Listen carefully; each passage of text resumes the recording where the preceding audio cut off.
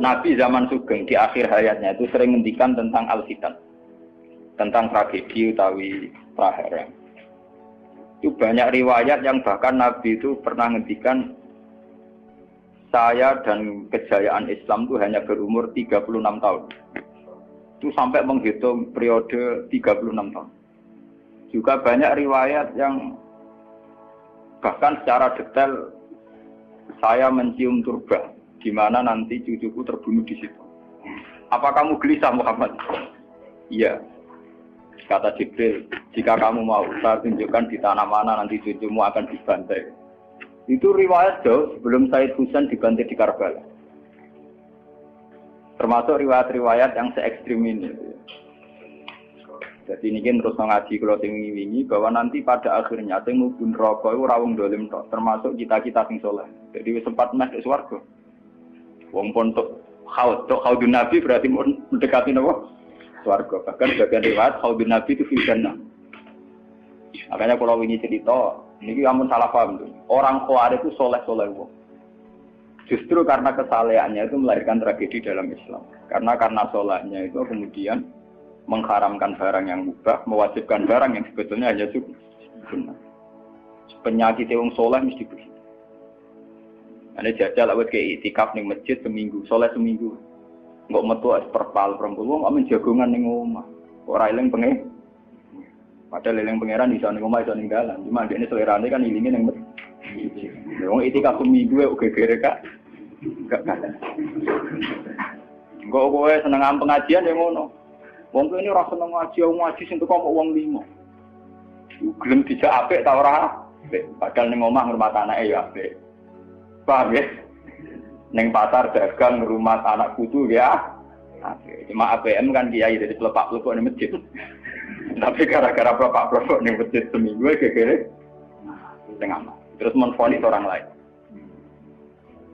Wah hakata. Jadi sebentuk kesalehan itu pasti melahirkan tragedi. Itu tadi, kamu iktikaf di masjid seminggu saja. Kamu akan janggal sama orang-orang yang berkeliaran di jalan-jalan. Hanya kamu anggap tidak sebaik kamu. Apa ingat Tuhan kalau di jalan-jalan terus? Kamu nyai di satu daerah yang ngaji 10, 20. Nanti kamu kecewa. Orang sini gak seneng ngaji, gak seneng kebenaran, gak seneng kebaikan. Padahal orang yang di rumah mungkin ngerawat anaknya juga ibadah. Gitu guys. Ngerawat keluarganya juga ibadah. Hanya karena dia tidak ngaji sama kamu anggap tidak ibadah. Padahal di rumah juga ibadah dia. Nah ini orang Khawarij dengan background kayak itu paling mudah begitu. Sehingga orang-orang ini nanti ketika sudah sampai ke surga, kemudian ketemu Nabi, kata Nabi mau disampaikan ke Haudun Nabi. Dia mau sampai ke telaga Nabi.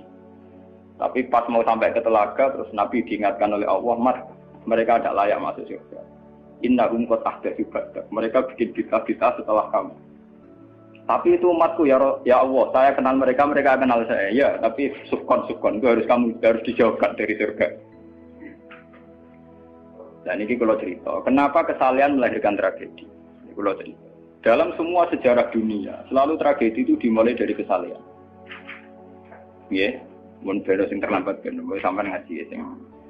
Semua tragedi dunia itu dimulai dari kesalehan. Paling enggak klaim kesalehan. Ya, paling enggak klaim apa? Kesalehan. Karena semua sebentuk kesalehan atas nama agama tentu langsung dikaitkan dengan Allah. Bertautan dengan hukum Allah. Kalau sudah kamu yakin itu hukum Allah, tentu kamu dengan mudah akan menghukumi kafir siapa saja yang menentang. Karena kamu anggap melecehkan hukum Allah. Akhir dari itu tentu kamu akan tahlilud dam. Nak ngono wong iku halal darah. Ini rungokno tenan. Karena setiap pelanggaran atas nama agama tentu dianggap melanggar hukum Allah. Jika orang yang mengklaim demikian kan mudah mengkafirkan orang lain karena dianggap wani pangeran. Paham ya? Nah, kalau sudah menvonis orang lain berani Tuhan, tentu darahnya dihalalkan. Kayak kasus kaum Khawarij. Sebetulnya saat Ali Muawiyah itu melakukan konflik atau terjadi konflik, saling bunuh, saling perang, kelompoknya Ali Muawiyah saling serang, itu kan tragedi duniawi biasa. Dalam hidup pasti ada gejolak, ada demonstrasi, ya, ada perebutan kekuasaan. Sebetulnya itu kan fenomena sosial biasa. Misalnya kiai drengki-drengkinan. Masa kiai drengkinan mbek bakul bakso kan gak. Bakul bakso drengki-drengkinane mbek bakul. Orang malah mbek bakul es rukun. Ndak bisa kamu logika panas musuhnya adem, bakul bakso jejer bakul es rukun. Mergo bar mangan bakso tuku. Tapi bakul es padha ademe tukaran. Mergo saingan, iku nunjukno nak saingan sak jenis. Mulane kaya aku rada aman. Mergo sing nyaingi aku kudu alime sekali beraku aman. Paling wong saingi ade aku adir wis lho, Pak. Padha kelas-kelas ringan kan musuhe nggih kelas. Ora kena ngalim tulisan kaliber. Dadi rapati de musuh. Akhirnya ngalime kaliber terus fasilitas biasa. Wong rapati nyucuk, wong rapati hormati, wong ape drengki apaan? Wong kula yo mak turu temangsang ning kos drengkeni apa? Mun kula elmoni ya, semua wong rapati drengki mun kula elmoni. Dadi ngalime kaliber fasilitas biasa. Wah aman. Kok kayak gitu. Aman, itu istihad. Jadi untuk menjaga keamanan. Ngalime ra kaliber nek dadi wong nyucup wong dobar, mesti wong mencep. Alim sepi, kok wong dobar wis gegere gak karuan. Niku termasuk strategi ngadepi napa prahara. Artinya sakit di ilmu nih. Sebenarnya secara ijtihad itu bisa napa? Bisa ten. Lalu kulon biasa lama-lama teng kula mriko nggih umbal we anak kula. Enggak, nggih biasa ana mobil direngkes monggo bareng kula. Kak, lagi ben bis. Kula betul mobil, nah ono omah muter pirang-pirang. Nah itu memang gitu ya, karena kita trauma dengan sejarah. Ketika Khawarij meyakini Ali melahirkan sulmatan fiddin, melahirkan pencitraan agama. Salmatan fiddin, atau sulmatan fiddin itu pencitraan agama. Muawiyah juga dituduh demikian, salmatan fiddin. Akhirnya orang Khawarij lewat kelompoknya itu ada sekelompok orang yang ditugasi membunuh Ali, ditugasi membunuh Muawiyah, dan ditugasi membunuh Amr bin As di Mesir. Semua tokoh-tokoh besar Islam itu melahirkan tragedi Islam, harus dibunuh semua. Itu yang keputusan gitu tuh lewat kesalehan. Mereka orang-orang soleh, orang-orang khusyuk, senang iktikaf, senang zikir. Dia punya keputusan sing lahirno tragedi dalam Islam. Makanya kamu jangan kaget, kenapa di Irak itu banyak perang saudara, di Mesir, di Sudan, di Khartoum, di Darfur, di Somalia. Itu kalau sudah perang berani mati, karena mereka mengatasnamakan agama. Nah, kalau agama berarti merasa dia punya titah Allah, titah Tuhan. Sehingga kelompok lain ya orang Sunni bantai Syiah, Syiah bantai Sunni itu biasa. Makanya kita disyukur, kalau bolak-balik kita harus syukur sebagai bangsa Indonesia. Bangsa Indonesia di filosofi berdoluri, soalnya bergemeng-gemeng ngelas yang berduri. Orang terus ini kita syukur jadi wong Jawa. Cari rasa cocok, mau berundal gitu. Misalnya rasa-rasaan kiai beda partai yang mau berundal. Bagus sekali. Karena ada sampai pembunuhan. Paling banter sing dikise pelatihan ngirim tarmihim. Ayo tak pikir ramah anti, tak pikir foto ramah anti. Ya paling misalnya mati dikise yo ngelusi sithik. Orang anti mati. Paham? Semenjak itu tragedi itu tidak dimulai dibunuh non muslim, tapi dibunuh orang Islam. Semenjak peristiwa Ali Muawiyah. Dulu Umar itu matinya masih keren. Umar itu dibunuh oleh seorang Yahudi, Abu Lulu, seorang Majusi, Abu Lulu al-Majusi. Era Utsman banyak riwayat mengatakan yang membunuh itu banyak yang tidak Islam. Tapi era Ali, Muawiyah sampai Said Husain itu yang membunuh orang Islam semua. Bahkan sulahahum, orang-orang yang kategorinya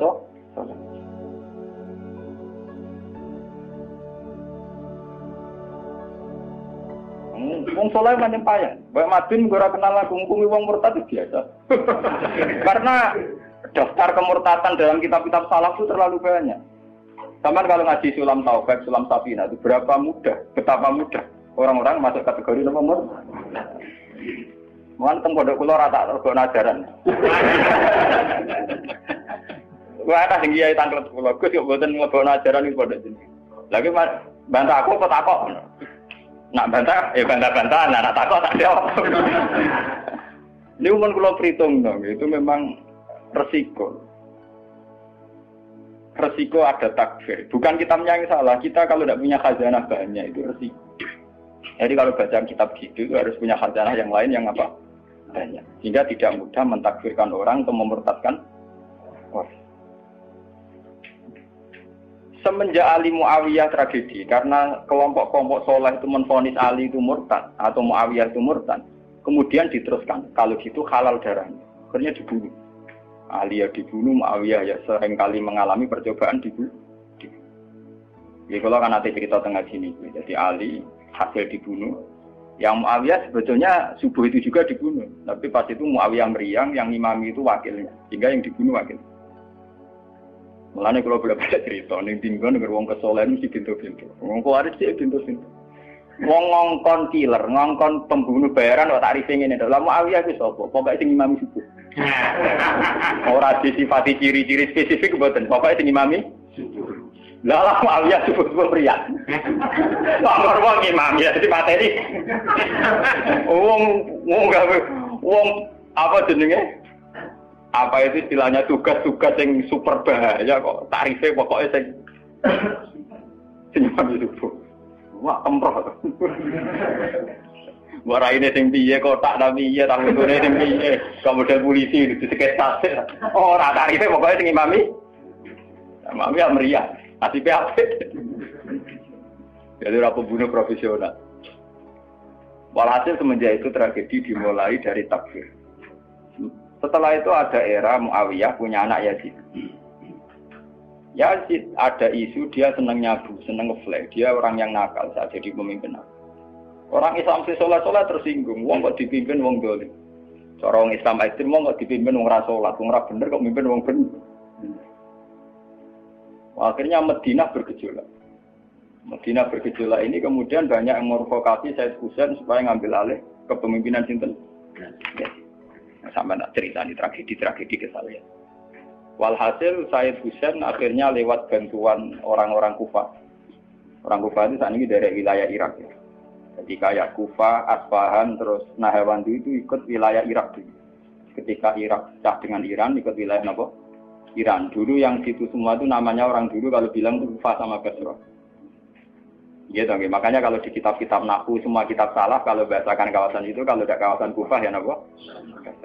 Sekarang di bahasa internasional lebih dikenal Irak semua, tapi kalau dulu orang bilang itu Kufah, Basra, Nahawandu, Asbahan, Khurasan itu kan ya,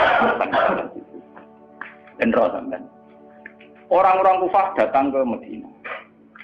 Ya Husain, karena yang dituduh zalim, kita yang nanti di Kufah siap membeat jenengan jadi khalifah, siap dukung jenengan jadi apa?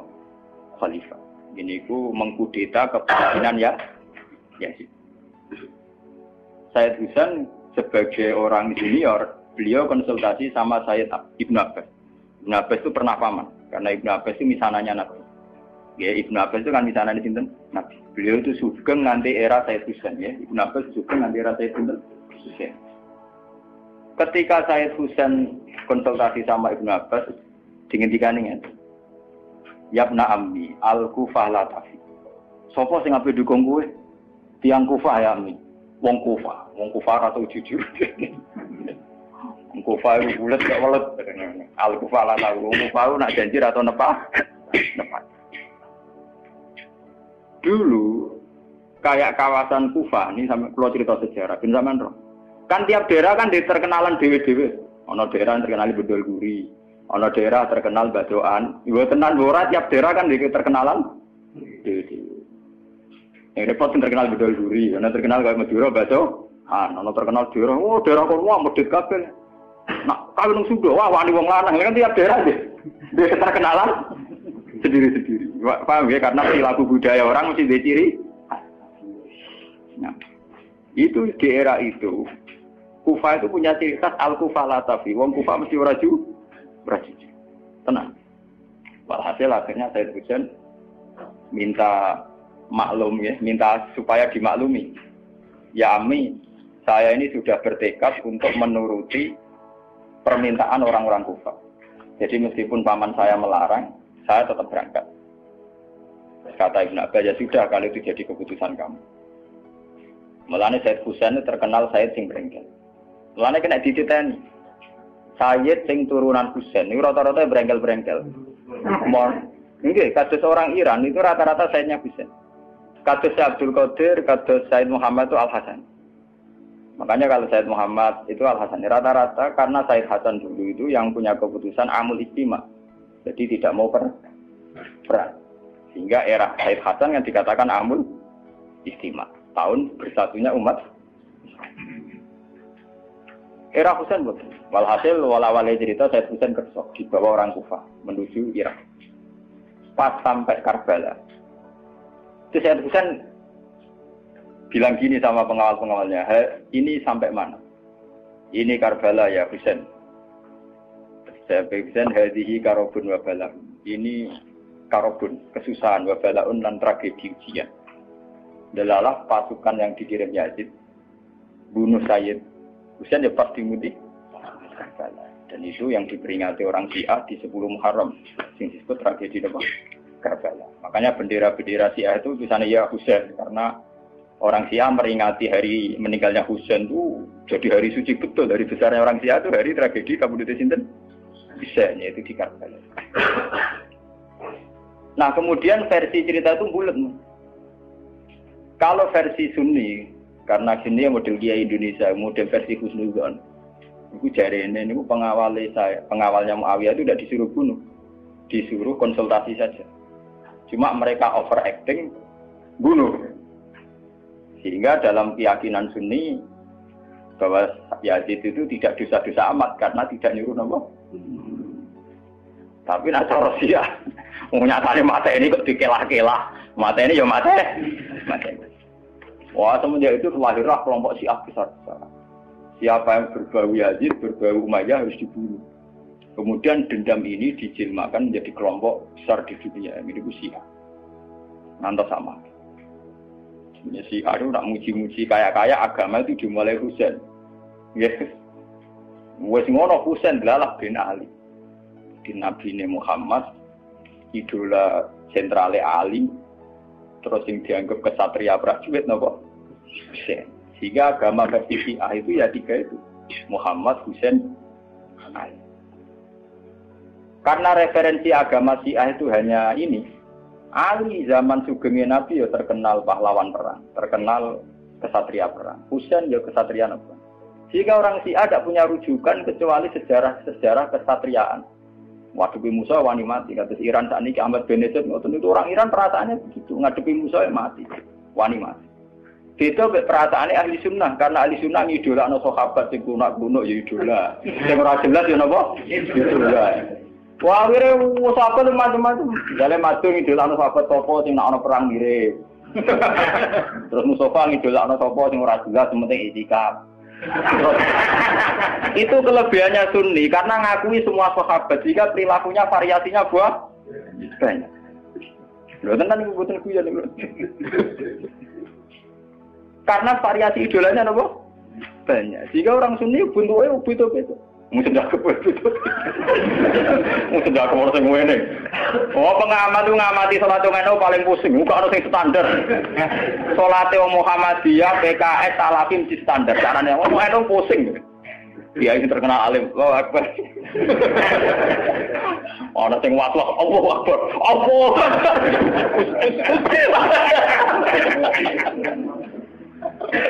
Oh, sedekah kok ora sing ngene, ana sing ngene, ana sing santai, ana sing lambene ngancing nono selik. Karena orang Sunni terlalu banyak tokoh idola, karena keyakinan Sunni semua sahabat itu layak diikuti. Iku mbok barokah laknat kowe keyakinane wong Sunni iku semua sahabat layak napa? Sahabat macam-macam, akhirnya wong Sunni macam-macam. Itu beda dengan Syiah. Sentral sejarahnya di Husain sebagai martel perang atau kesatria perang. Ali terkenal Al-Qarrar, orang yang reputasinya juga tentang apa? Jika dalam terminologi Syiah itu tidak ada istilah bil hikmati wal mau'izatil hasanah, sing sabar ngadepi Musa sing santun ora mahal tuh Jawa niku mboten mahal. Paham ya? Sampeyan ngerti kenapa Syiah cara berpikir demi nek Sunni mboten. Mau kiai iku dhisik ning daerah Abangan. Mujite sik Islam ora males. Malah ndonga. Wah cerita seputar rawani tok. Seputar sabar, seputar kawan. Jarang kok Kiai Sundi wani jotosan. Jadi sejarah dengan sabar. Sehingga dalam tradisi Sundi itu tidak ada revolusi. Sampai sekarang. Beda dengan di Syiah. Libanon pengikut Syiah, Syria ya Syiah.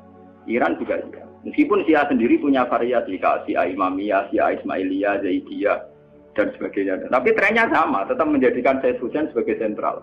Emang jelas nonton TV kan nonton bendera Syiah tulisannya apa? Ya apa? Ya Hussein. Nah sampai idola kan buatan Hussein.